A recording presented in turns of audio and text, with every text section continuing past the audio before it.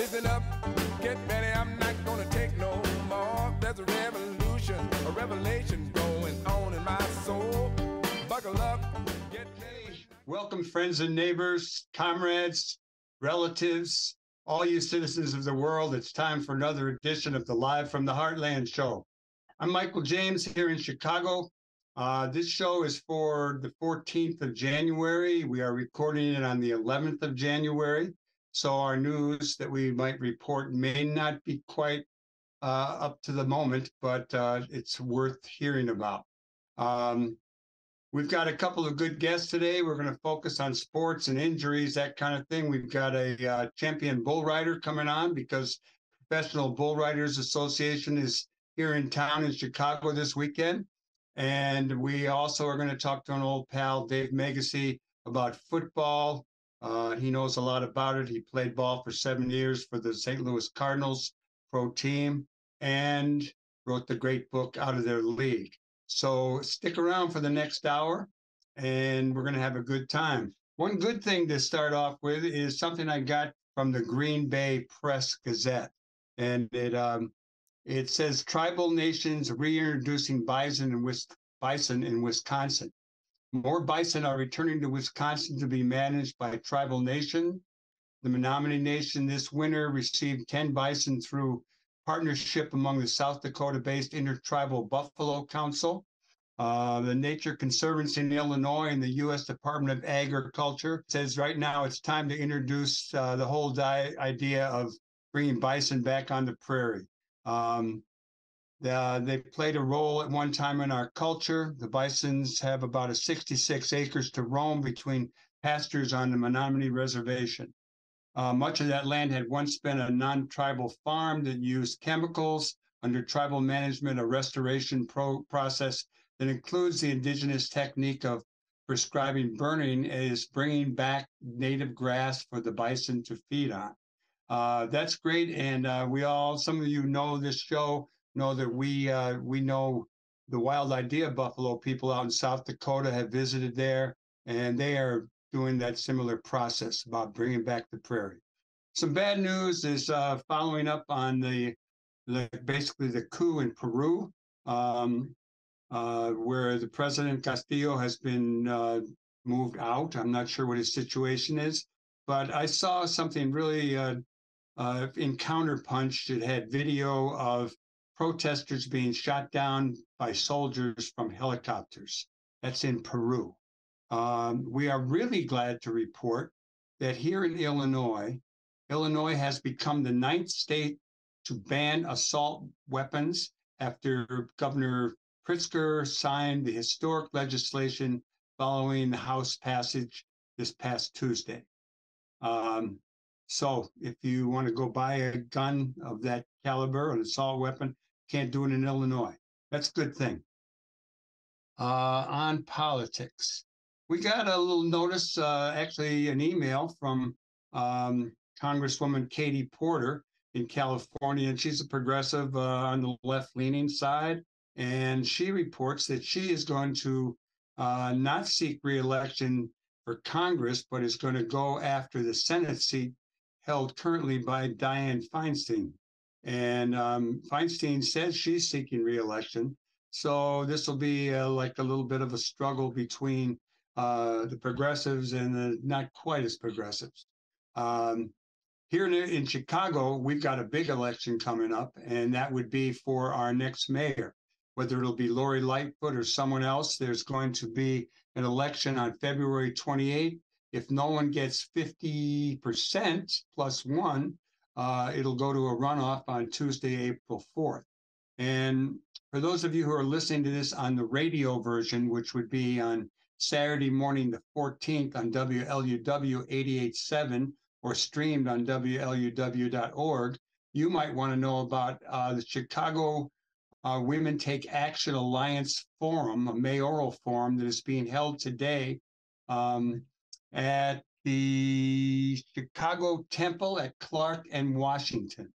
And I'm not sure the start time, but all nine of the 10 candidates are going to be there. Alderwoman Sophia King, Alderman Rod Sawyer, Congressman Jesus Chuy Garcia, Cook County Board Commissioner Brandon Johnson, Mayor Lori Lightfoot, State Rep Cam Buckner, former CPS head Paul Vallis, and the entrepreneurs Willie Wilson and Jamal Green.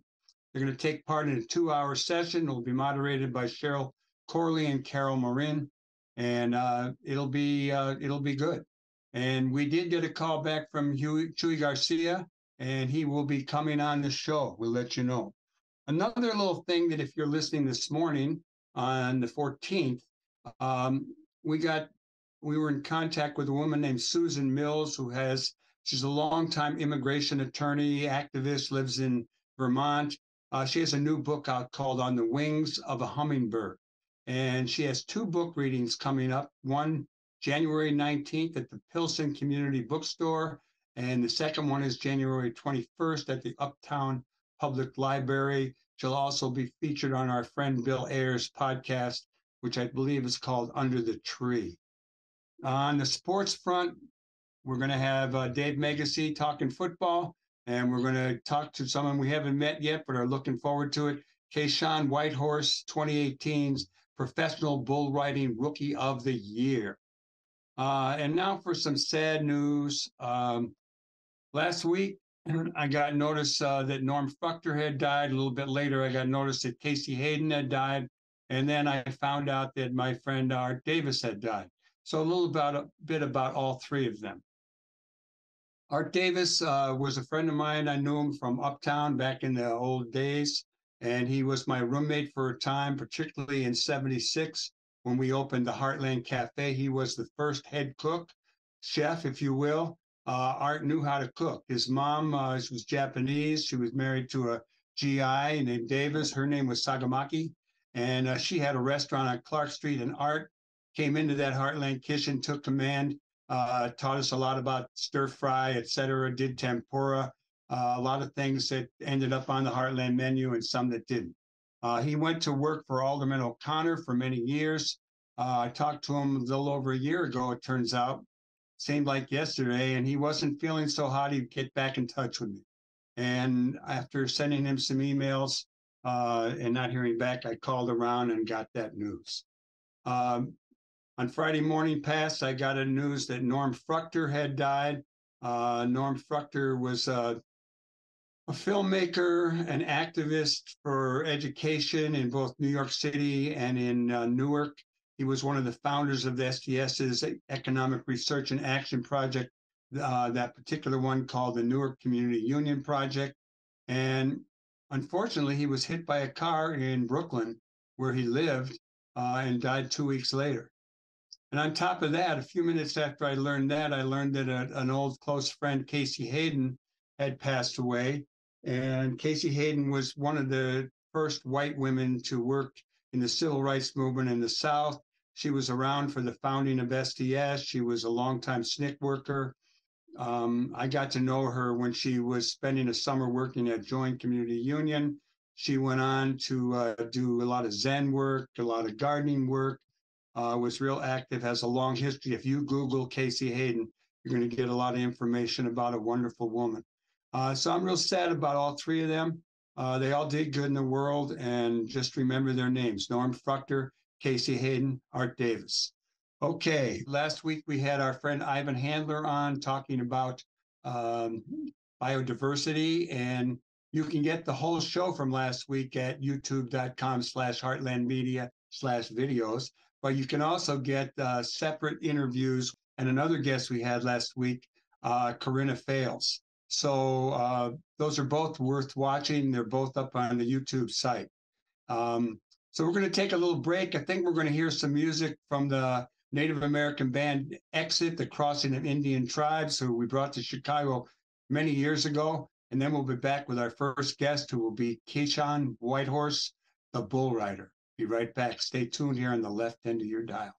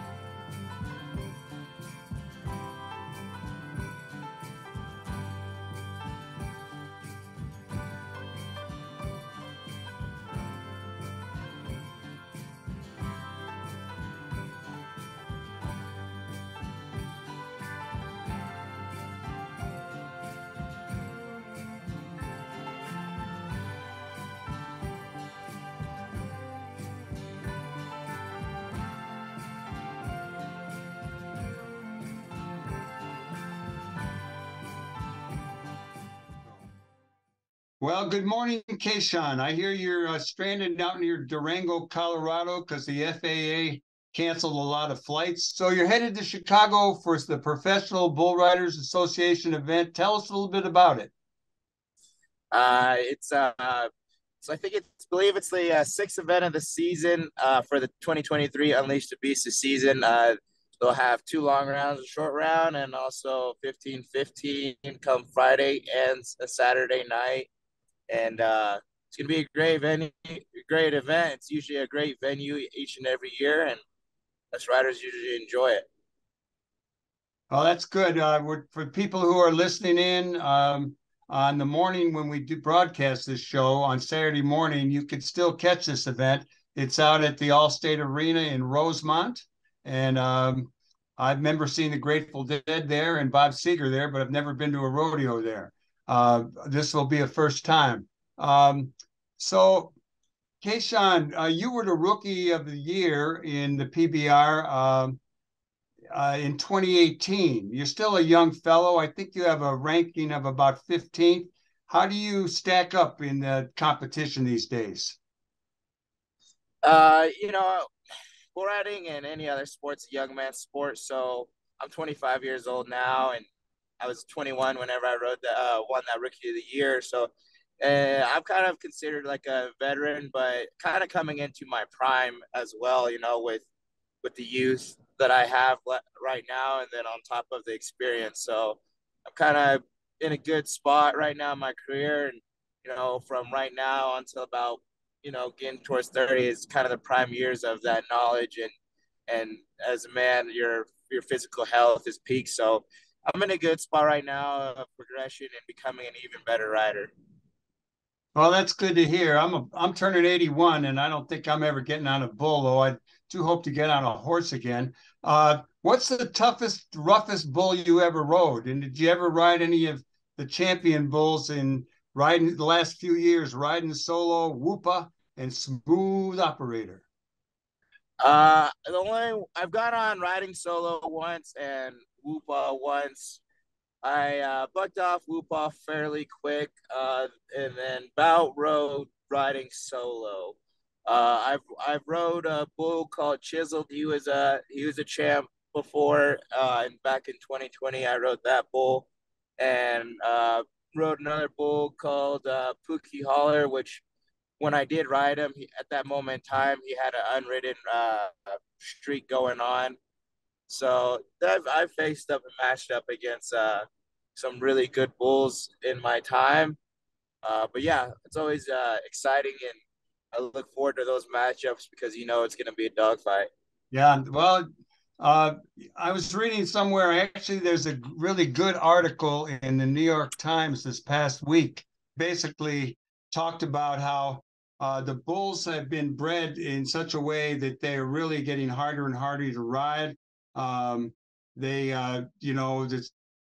some of the talk in the article was that it's actually the mother of the bull that might have more of the bucking properties than the bull itself, the father. But they talked about how these bulls are getting really harder to ride, and that the percentage of time that the riders stay on has decreased, although it went up to about 30% this last year. But what do you know about the bulls over the last 4 years that you've been riding on the circuit? Are they getting tougher and stronger and harder to ride? I believe the consistency over the field is definitely there versus, before you might just have one tough one, two, or just a handful of bulls that are kind of tough. But I feel like right now the consistency of bulls that are really bucking hard or really athletic is definitely broadened. So you're running into them a lot more often, and that's why the percentage goes down. Riding percentage goes down is based off of that. But within the past few years that I've ridden on tour, it's been like that, and it only continue to be like that. So as riders, you got to adjust and you got to get better and better as the bulls get better and better as well. I remember in my own life in the late 40s going to Madison Square Garden and seeing the rodeo. And I don't remember the bull riding. I remember a lot of horses. Is it the sport itself really has taken off in the last 10, 15 years, right? Yeah, absolutely. Especially, rodeo and stuff like that was the first, like the original sport here back in the day in the U.S. So I feel like a lot of things are kind of going back. But I mean, Madison Square Garden, they've had rodeos there for years, even though people will get an unexpected, like, wonder why that has happened. But it just grows even more, mainly because we visit bigger cities. I mean, like I said, we're going to Chicago, and we visit Sacramento, California, Anaheim, California, and in Dallas, Texas. I mean, we go places where there's big cities and lots of people, and where they maybe generally don't see rodeo as much because it's a Western lifestyle, and Western lifestyles tend to be more rural than actually within the city limits. I'm remembering all my experiences with bulls these days, and I remember as a kid and growing up in Connecticut when the pickup truck would show up with this bull, and they'd let the bull loose in the field with a bunch of cows. It was quite an event, and but that bull certainly wasn't anywhere near the size of the bulls that you ride. I'm wondering about your own experience as an athlete. What kind of training do you do? I've seen pictures of you working with the ropes. I've seen pictures of you running. Talk about your diet. Talk about your training and staying in shape to do this task. So for me, it just varies. My weight fluctuates throughout the season. It's obviously tough since we're always on the road and whatnot. So I mean, my caloric intake varies from 2,500 calories to 1,500 calories, depending on whether how much weight I've gained or trying to maintain or trying to lose some weight throughout the season. My training wise just kind of consists of, like, obviously I do a lot of strength training with kettlebells, dumbbells, barbells, just like any other sport, stretching, and just overall, just it's a main athletic standpoint of just trying to be as athletic and then healthy as you can throughout the season.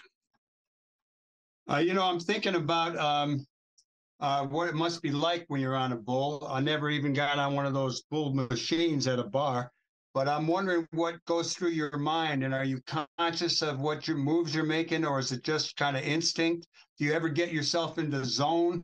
That the athletes talk about being in the zone where things are going right and working the way they want to, kind of a higher consciousness. What's the sensation for you when you're on a bull? Yeah, we all, as bull riders and as athletes, everybody gets in the zone and knows what's happening in that moment in time, and everything slows down, even though it may be very fast. Um, yeah, there's times where when I ride, I can think of exactly, what the bull's doing, and pretty much know what he's gonna do next, or then even maybe not even there. Like, I'm riding a bull, and everything seems to be becoming very easy and clicking easily, that I'm not even thinking about that moment. I'm thinking about what I might be having for dinner later or anything like that. And there's times where it's hard to be in that zone, and for some reason you can't click in it, and no matter what you do, you can't get in it, and everything seems just as fast as everybody else sees it, and as crazy as everybody else sees it. Keyshawn, what's the first bull you rode, and what led you to be a bull rider? My first big bull was in a rodeo school back in 2009 in Colorado, but before that, I got on, like, calves and sheep and steers and stuff growing up to progress. But I saw it on TV when I was about 5 years old, and I just knew that's what I wanted to do. Nice. I'm wondering, you're Native American. I think you're Navajo or Dene, however you prefer to be called. I'm wondering what it's like on the bull riding scene. I mean, it's not just white cowboys anymore. There are plenty of Brazilians on the circuit, and there certainly are been a lot of African American black riders. Ezekiel Mitchell comes to mind. What's it like on the scene among the riders, and particularly among people, so-called minorities, Native American, Black, or Latino? Yeah, I think I believe, like, where we're at in our riding in our locker room for the most part. everybody's there because they're good enough to be one of the top 35 bull riders in the world. So there's not much bias in anything. Everybody respects each other and understand each other there in the locker room. We all get along, and we're all there for one job, and that's to try to be the best. So it's good to see, other people from other backgrounds, and it helps each and everybody learn about each other a little bit more and understand our backgrounds, where we come from, our cultures, and you start to become friends with more people. Oh, that's good. Well, I'm an old guy. I go way back. I knew a number of people from the American Indian movement who were at Wounded Knee, was involved with them on stuff here in Chicago. I brought the Native American band Exit, Crossing of Indian Tribes in, visited out there with Wilbert Sosi in Farmington, New Mexico, when they were having some demonstrations. I'm wondering if you are influenced by the struggles of Native American people, the Dakota Access Pipeline demonstrations, Native Americans turning out to vote in Arizona and New Mexico in the last presidential election. Any thoughts on any of that? For me, like, I always support my Native American people, and I'm always all for my people. So when it comes to different things in mind, I always have to back my people in a lot of things, and because I know that they support me in what I do, and they're willing to take my side and help me reach my dreams and my potential within my sport, and they're always going to be wholehearted with that. So when it comes to situations that affect my people in a negative way, I do like to make sure I am knowledgeable about it and try to help out in which way I can. Keyshawn Whitehorse, tell us a little bit about your hopes and your dreams for the future, for yourself, for Native people, for all people. The main thing for all people is just to hopefully they can accomplish whatever dreams and desires that they have. And for the Native American people, I like them to continue to be strong and resilient, keep pushing forward in their life, and know that they can do anything that they put their mind to. And then for myself, I look forward to becoming the best version of myself that I could possibly be. Oh, that's good. Do you happen to know the names of any of the bulls you're going to be riding this weekend? As I know right now, the only bull that I know that I have drawn is the 15th. They're still working on the rest of the rounds, but I do have world champion Lucky Bull riding solo in the 15th. Keyshawn, let me ask you, is there a kind of a minor league for professional bull riders? I'm just thinking about, I've seen various rodeos, small rodeos, like I think Kankakee, there's an outfit of black cowboys, and that was the last rodeo I went to. I'm just kind of interested in how the sport develops and how people move up in the Bull Riders Association. Indeed, they do have lower divisions. They have the Velocity Tour and Twang Pro, and then during the summer they'll have Challenger tours. So there's different tours that help riders progress to become in the top 35 in the world. But in the Bulls and the Bull Power isn't as strong. Interplay baseball and stuff, but those are developmental leagues. More so, the Velocity Tour is that developmental league where guys are there. They might be there for a little while. You know where you're going next? I mean, what's the circuit? It seems like there's something going on every weekend. It's like playing a football game every weekend. Yeah. So this weekend is Chicago, Illinois, and then the weekend after that will be Duluth, Georgia, followed by Indianapolis, Indiana, by the end of the month of January, and then going into the new month of February, Sacramento, California. So yeah, I know a little bit. Just try to keep the event schedule though kind of one at a time, so my mind stays focused at what's ahead of me, right in front of me. How are you doing this year? Where are you fitting in the standings? I'm 15th in the world right now. Currently, I was up higher in the standings, had a few weeks of trouble, but work my way back up and just trust the process and keep going ahead. How about your relationship with the Bulls? I assume this is, I think I read somewhere the Bulls, they're bred to buck and twist and turn and jump, but they're actually pretty mellow and friendly. I don't know if it's like Ferdinand the Bull story, but what's your take on the Bulls? What's your vibe with them when you're getting on and making the adjustments with your rope in your hand and the glove? What's going on for you? For the most part, I try to stay calm, cool, collected. A lot of times these bulls, and a lot of bulls, majority of bulls, they're pretty calm and mellow bulls, especially out in the pasture, and they know their job there at the bull riding arena. So they're just like us. They have adrenaline going, and they get amped up. And sometimes that's when you see them jump around in the back and stuff. But there are some bulls that are just purely mean. They have an attitude like that, and some are wilder than the others. But my job in my area is to control only what I can actually control. So I try to stay calm as I can because the animals feel that energy coming from you. So I try to make sure to stay calm, cool, and collected. And well, Keyshawn Whitehorse, it's good talking with you, and I'm wishing you a lot of luck. I hope I get to meet you out there this weekend. Let me ask you in our closing moments here on Live from the Heartland, any parting thoughts you have for all of your fans here in Chicago? I appreciate my fans' support there in Chicago and the show.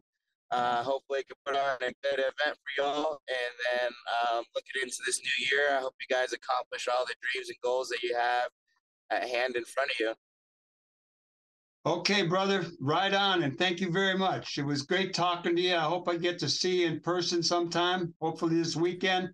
And we really wish you continued good luck on the professional bull riding circuit. We know you're a hell of a guy just from reading about you and talking with you. Thanks a lot. Thank you. Okay, over and out. Bye-bye. We'll be back with a little bit more Live from the Heartland in just a minute. Stay tuned here on the left end of your dial. I got so down in trouble, I nearly lost my head. I started waking every morning, filled with sadness, fear, and dread. The world I took for granted was crashing to the ground, and I realized I might not live long enough to ever see it turn around. Oh, but then I got to thinking of the ones who came before, of all the sacrifices that they made to open up so many doors. Doors I got to walk through, on streets paid for me, by people who were working on it world they never got to see. Now I'm down working on a world I may never see. Welcome back to more Live from the Heartland here for the 14th of January in the year 2023. We just did an interview with Keyshawn Whitehorse, a bull rider, and we had trouble because the planes were grounded out there in Durango and all over.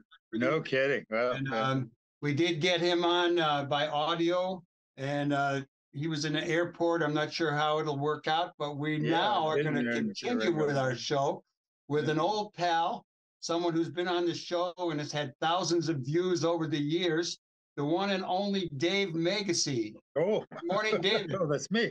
How are you? Good to see you. I The haven't one talked and to you only much. Michael James. Yay.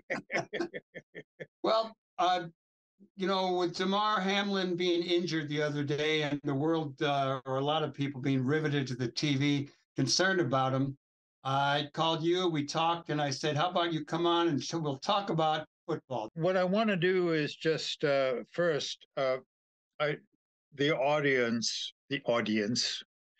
Michael, Mike James, Michael and I have longtime friends, 50 years.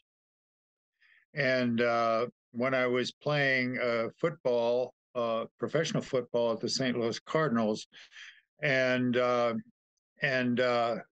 we had our training camp was in Lake Forest, Illinois, north of Chicago, and I met up with Mike in Chicago, and it was the first time we connected, and with my friend Rick Sortune, who was a player, a fellow player who's dead now, actually, a very good guy and a union guy all his life. So that's just to say we have been connected for a long time. I remember the very day when you and Rick Sartoon were walking down Clifton Avenue. He had just been visiting with Peggy Terry, who Right. went on to run for vice president with Eldridge Cleaver on Exactly. the Freedom Ticket in '68. So Yes. this was around 67, 68. And I 68. remember meeting you and then going down to St. Louis later and being at your house with Dr. Spock and doing a Yes, lot of stuff. exactly. But you know, Yeah. the one thing I want to say about Lake Forest football, we were no powerhouse, but I did play. And Mike was a player. He was a player. we got to wear the Cardinals' old equipment, like, you know, Exactly. shirts and T-shirts and jock straps, who knows what. But anyhow, that was my first connect with you. So we go way back. We're close friends. We've done a lot of stuff together. I'll try not to get into Over all the the years, little stuff today, but let's talk to Damar Hamlin and what that triggered for you, David. Well, I think that, you know, it triggered again, you know, the game itself, and we maybe because we have some time now, we can really talk a little bit about it. And it was kind of a freak injury, but basically when he got slammed, his heart stopped, and he would be dead. And then the guys really mouth to mouth and pushing on his chip, banging on his chips, got his heart revived, and so he's now I think he left the hospital.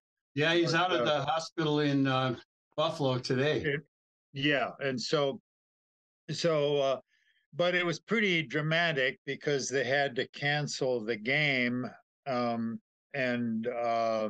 because and I think it was really driven by the players and their concern for a fellow player that was on death's door, basically, and then the league finally realized what's going on. The players will not want to play this game, and so they canceled basically the game. So, but I think that yeah, it was tragic. But on the other hand, it comes up again what this game is about, and the amount of violence that is central to the game. And maybe we can talk a little bit about the history and how it happened.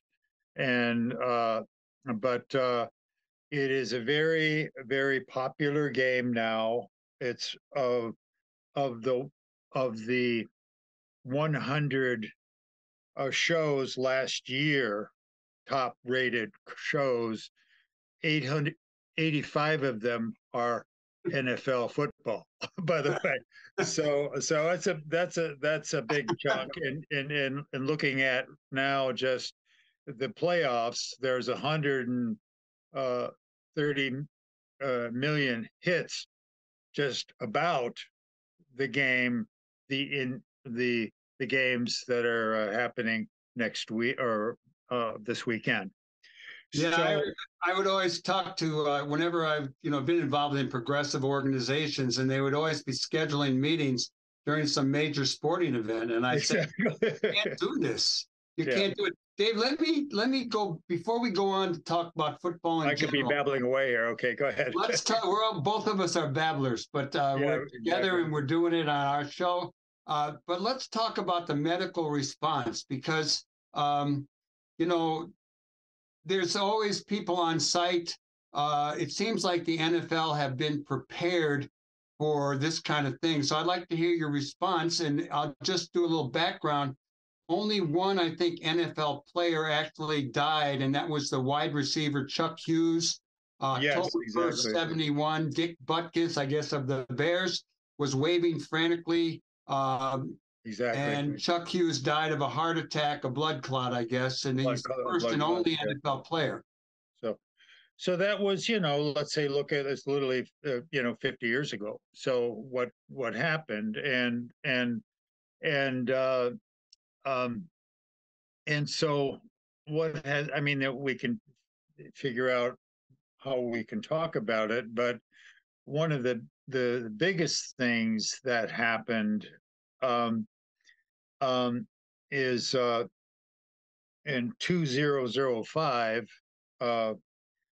Bennett Amalo he was a neurologist, and he discovered this disease called CTE.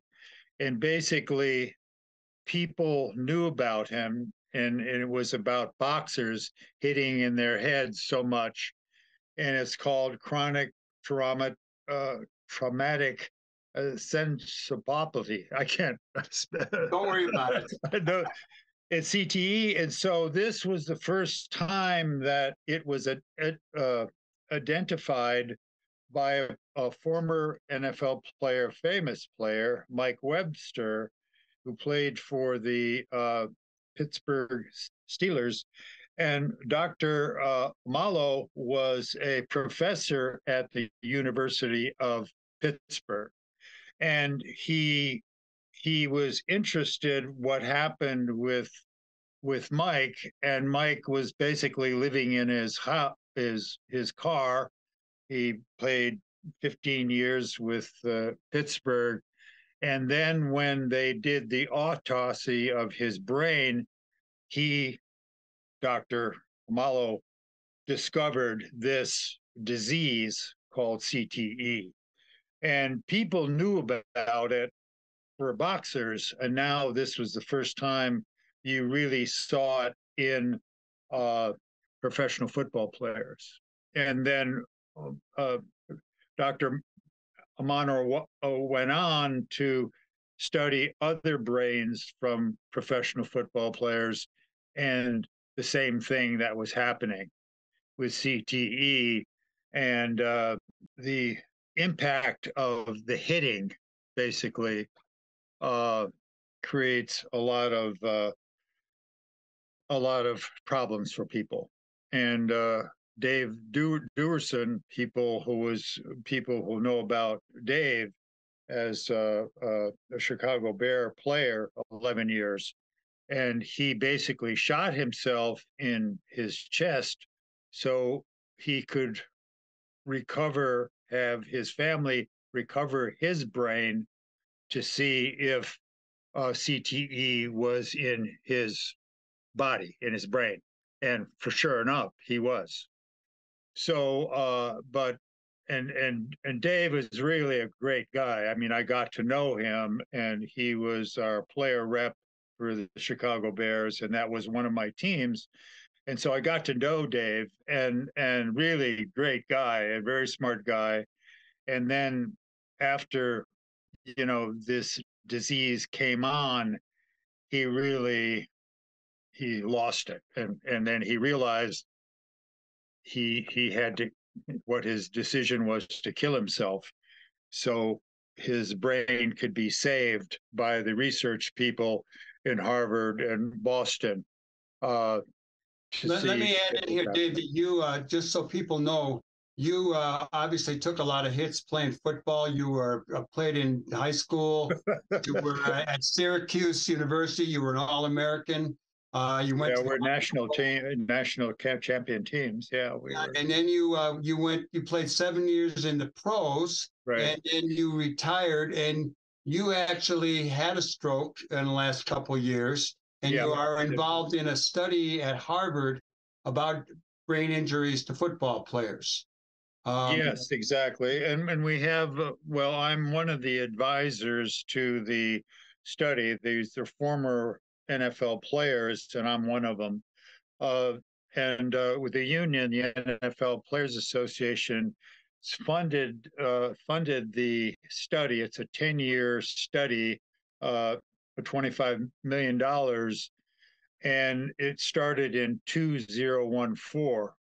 Uh, and so, and what the researchers at Harvard, and there's a whole complex of uh, hospitals around Harvard, and Spalding is a major one.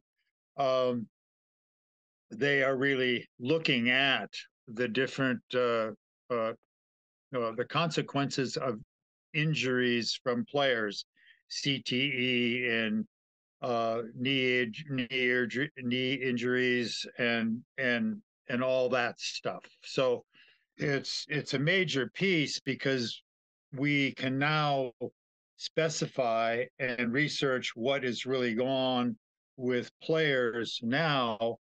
And certainly when you talk about CTE, CTE basically, or the concussion induced damage to football players' brains, their life expectancy is 10 years less than regular people.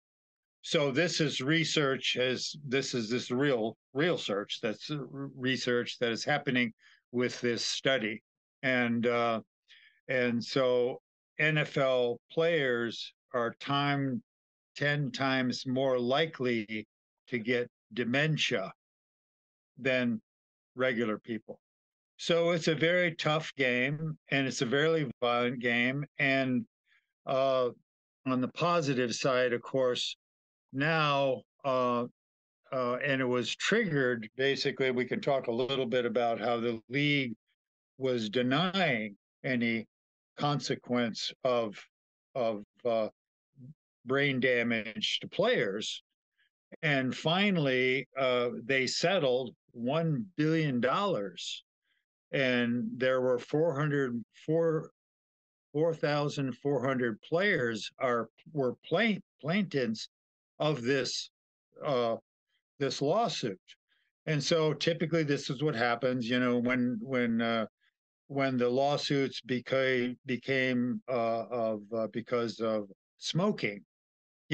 That's kind of an analogy of what happened, really. And so players are getting some money now, and a lot of them are pretty damaged because of the concussion, the hits, and the brain damage that happens by playing professional football and college football and high school as well. Dave, I got to go to I think 2 National Football League Players Association conventions with you. Right. One in Phoenix or Tucson, and then one in LA. Yes. And I also went to a meeting with you one time of retired players. Right. I was amazed about how old these guys looked, how many guys had crutches or a cane. Glimping around. And then I saw our friend Dave Zirin the other night on CNN talking about the Hamlin injury. And he said that you told him one time that to be in the NFL means to, I think he said, not have a middle age. You went from young to old. Exactly. That's a good line. Exactly. Yeah. I was pretty blown away by seeing all these former, top-notch athletes limping around. Yeah. And what are the steps that have been taken by the union? After you played pro ball, you were sort of a hippie in Colorado for a while. Then you were doing construction, and next thing you know, you were a union organizer, organizing the Players Association, and you had a lot of contact with a lot of players. The Bears was one of your teams. What steps has the union taken to deal with the prevention of these industries or to deal with them as they happen? Well, maybe I'll see if I can put it together.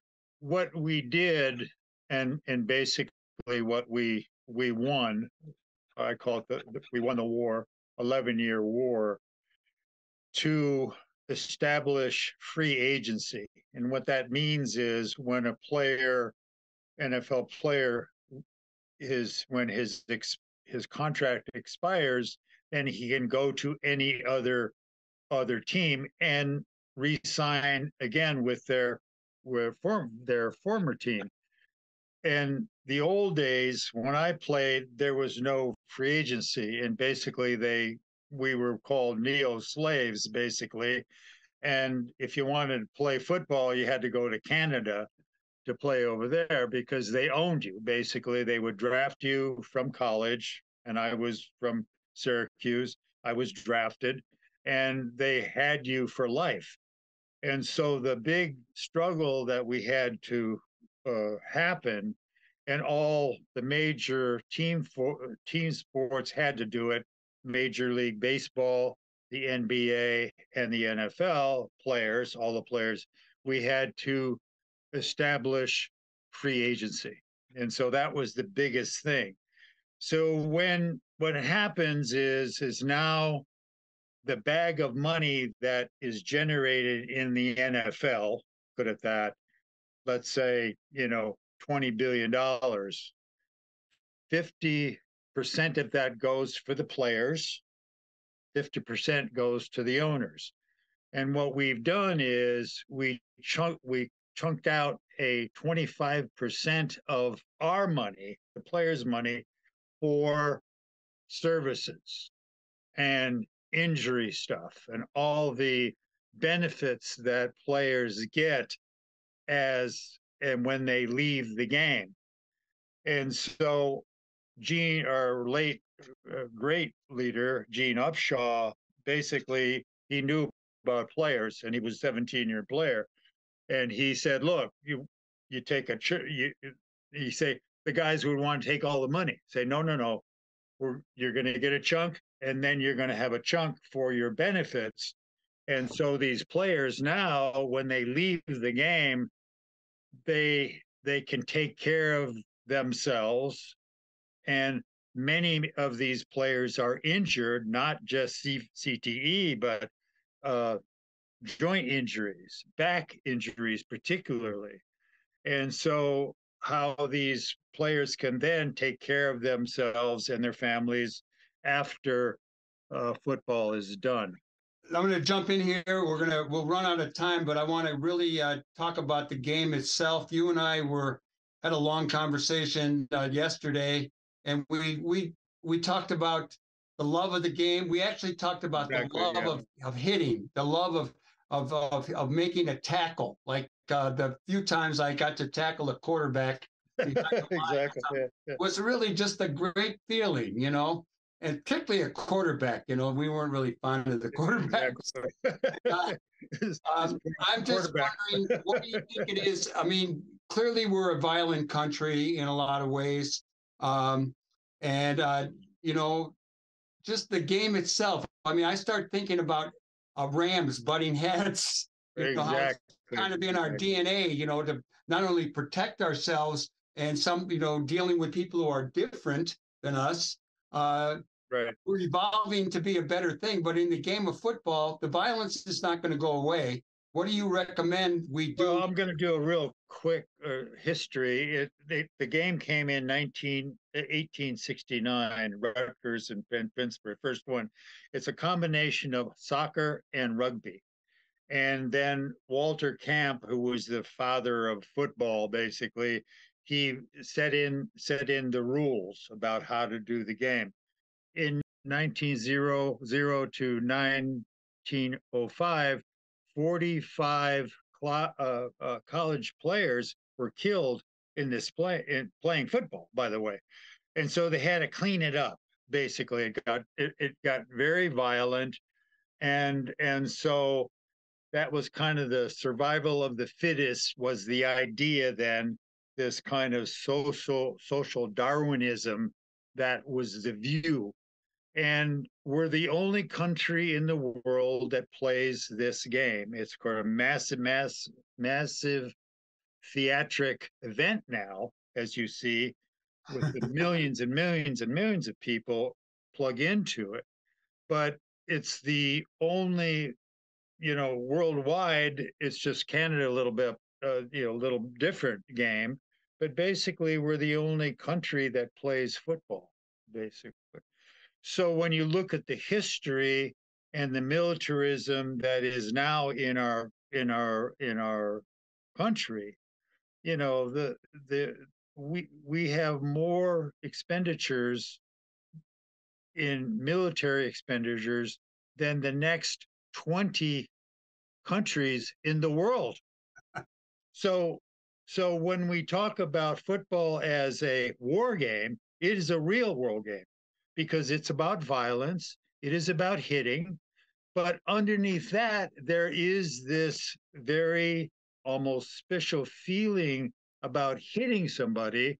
And I think bulls coming together or people or whatever, that is very attractive. And players, Mike, you played, I played, we really like to play football and hitting people. So we have to really look at what's really real.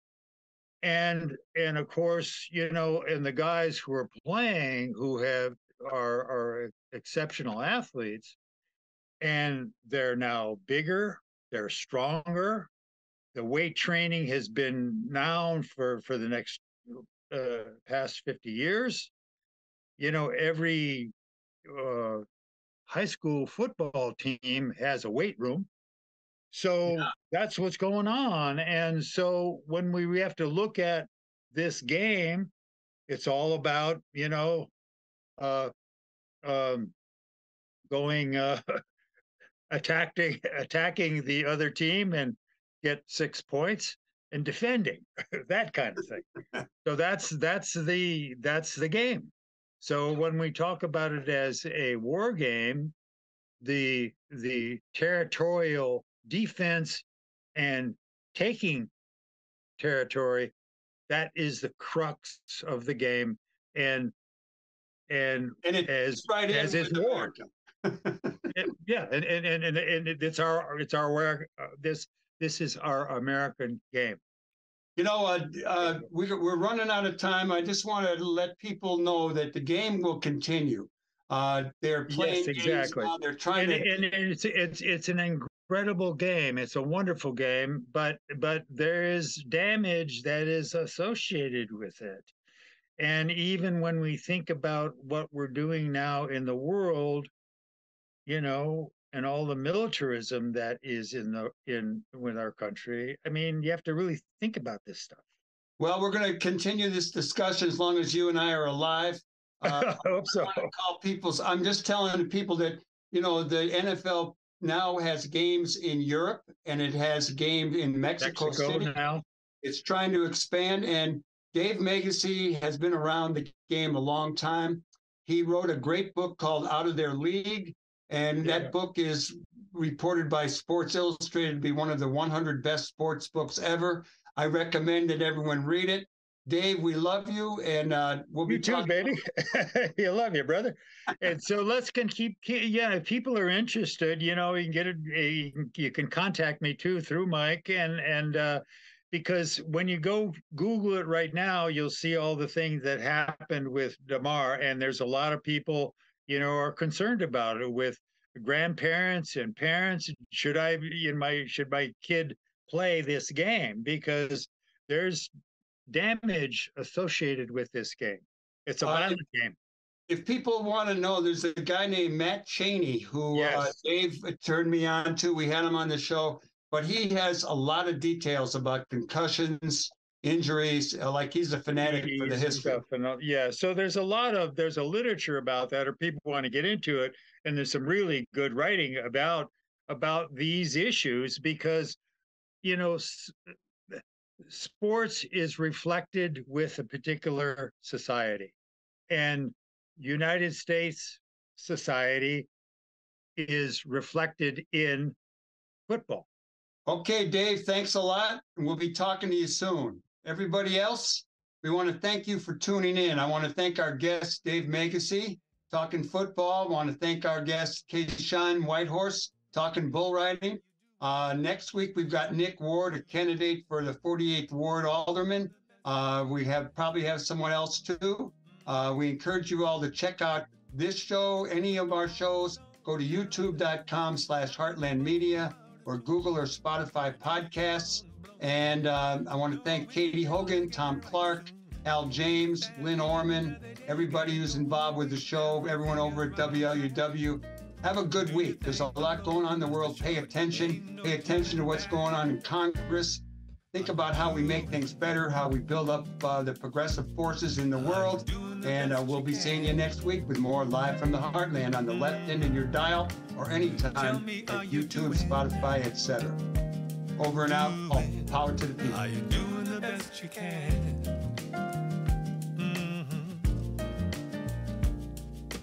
Over the mountain, under the big blue sky, you got a dream awaiting. I can see it in your eye. It may not come easy, but you know you've got a friend. I'll be by your side the entire ride. Just let me hear you say amen. Are you doing? Are you doing the best you can? Tell me, are you doing? Are you doing the best you can? Tout donne, est-ce que tu donnes le meilleur de toi-même parce que tu l'aimes? Tu donnes, est-ce que tu donnes le meilleur de toi-même si tu l'aimes? Tu donnes, est-ce que tu donnes le meilleur de toi-même quand tu l'aimes? Are you doing the best you can? Tell me, are you doing?